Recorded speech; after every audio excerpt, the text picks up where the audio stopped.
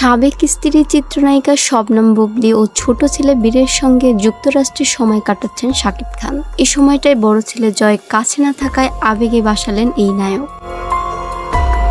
নিজের ফেসবুক স্টোরিতে বড় ছেলের ছবি পোস্ট করে লিখলেন, মিস ইউ পাপা।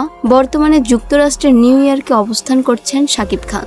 10 দিন ধরে শাকিব খানের সঙ্গী শেহজাদ খান বীর ও শবনম বুবলী।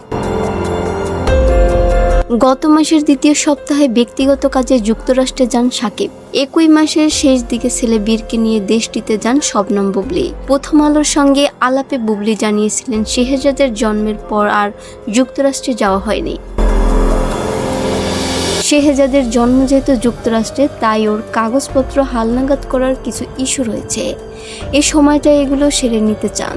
পাশাপাশি বাবা ছেলের একসঙ্গে ঘোরাঘুরিটাও হলো আর কি।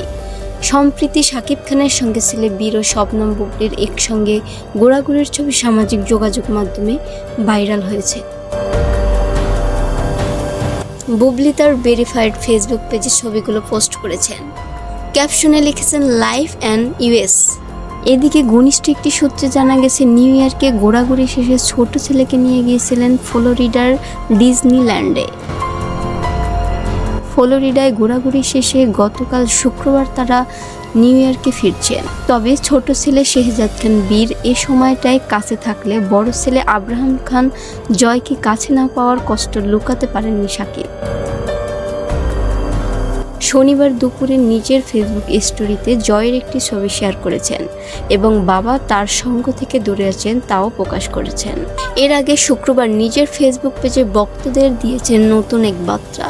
জানিয়েছেন বড় পর্দায় বড় স্বপ্ন নিয়ে কাজ করছেন তিনি।